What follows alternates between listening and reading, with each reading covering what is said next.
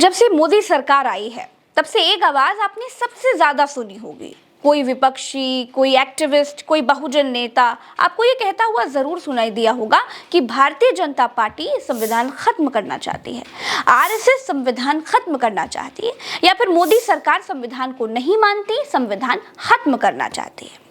दोस्तों, इस बीच नरेंद्र मोदी सरकार ने संविधान से बने कानूनों को कठपुतली की तरह इस्तेमाल किया। सुप्रीम कोर्ट के आदेशों को पलटने के लिए मनमाने कानून बनाए। ये बात मैं बड़ी जिम्मेदारी से कह रही हूँ। आप प्रज्ञा के पन्ना पर हैं दोस्तों, यहाँ पर ना एक एक बात बड़ी जिम्मेदारी से कही जाती है। दोस्तों, आगे जो बात मैं आपको बताने जा रही हूँ उसे जरा गौर से समझिएगा और ध्यान से सुनिएगा, क्योंकि अब सच में संविधान खतरे में पड़ सकता है। शायद अब संविधान को खत्म करने की तैयारियां शुरू कर दी गई हैं।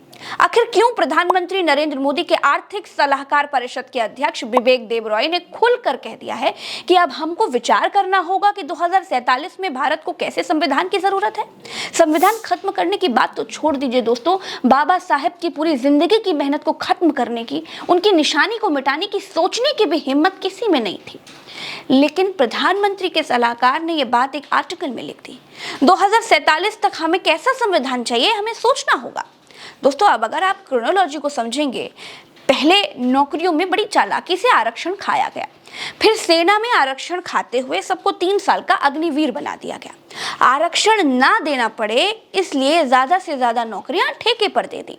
धीरे धीरे बाबा साहेब अंबेडकर के आरक्षण की जड़ों को काटा गया। संविधान से मिले आरक्षण का पेड़ अब सूखने को है। बड़ी धीरे धीरे ये दिखाने की कोशिश की जा रही है कि इस संविधान से आपको क्या मिल रहा है। दोस्तों, क्रोनोलॉजी को समझने की कोशिश करेंगे तो आपको नरेंद्र मोदी के भाषण का हिस्सा मिलेगा। मैं बताती हूँ, जिसमें ना अब वो बार बार ये कहते हुए पाए जा रहे हैं कि उनके अमृतकाल की छाप आने वाले 1000 साल तक रहेगी। प्रधानमंत्री मोदी ने ऐसा कुछ किया तो है नहीं कि उसकी छाप आगे 1000 सालों तक रहेगी।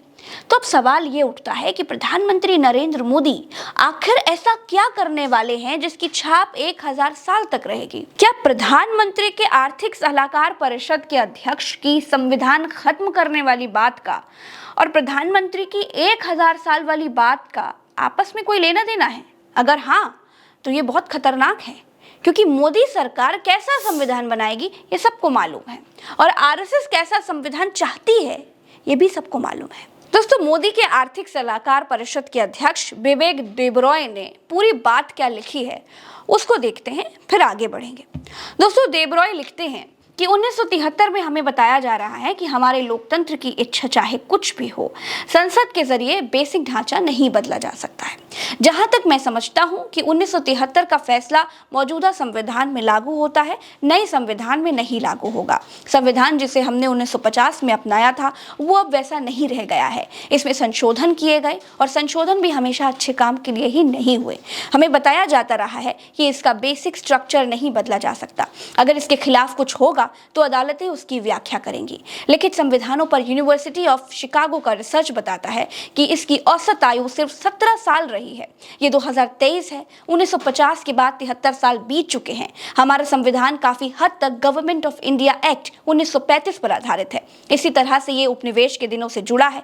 हमें इस पर विचार करना होगा कि 2047 में भारत को कैसे संविधान की जरूरत है। कैसे संविधान की जरूरत है जी? नए संविधान की तो बिल्कुल जरूरत नहीं है। क्या पुराने संविधान की सारी बातें पूरी हो गई? दलित और सवर्ण दोनों एक बराबर हो गए क्या? क्या सबको बराबरी का अधिकार मिल गया क्या? क्या दलित का बच्चा सुप्रीम कोर्ट में जज हो गया क्या? क्या दलित का बच्चा मोदी का सलाहकार हो गया क्या? नहीं हुआ ना। तो फिर संविधान बदलने की क्या जरूरत है? किसे चुभ रहा है बाबा साहेब अंबेडकर का संविधान? देबरॉय कहते हैं कि ये उनकी निजी भावनाएं हैं। तो देबरॉय जी, अंबेडकर का संविधान आपको काहे काट रहा है? क्या जो बदलने की बात आप कर रहे हैं, आपको क्या परेशानी है भाई?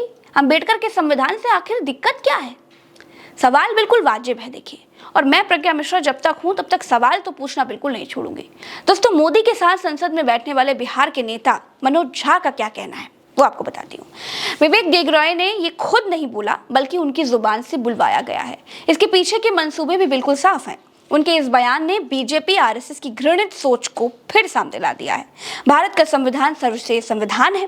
बीजेपी का तरीका है कि ठहरे हुए पानी में कंकड़ डालो और लहर पैदा करो, फिर कहो कि अरे ये मांग उठने लगी है। देश में पहली बार प्रधानमंत्री के आर्थिक सलाहकार ने संविधान बदलने की बात कही है। ये बात कोई छोटी बात नहीं है दोस्तों घर के बड़े जिस भाषा में बात करते हैं ना, उस भाषा में घर के बच्चे भी बात करते हैं। याद रखिएगा मेरी ये बात। 2024 में अगर मोदी तीसरी बार प्रधानमंत्री बनते हैं तो उनको ये भी मालूम है कि चौथी बार प्रधानमंत्री वो नहीं बन पाएंगे। तो क्या उसी दरमियान संविधान ये कहकर बदल दिया जाएगा कि संविधान बहुत पुराना है, जनता की मांग पर इसे बदला जाता है? क्या ऐसा होगा? बहुत सारे राजनीतिक पंडित इसकी आशंका लगा रहे हैं। दोस्तों अभी के लिए इस वीडियो में इतना ही। चलते हैं। राम राम, दुआ सलाम, जय हिंद।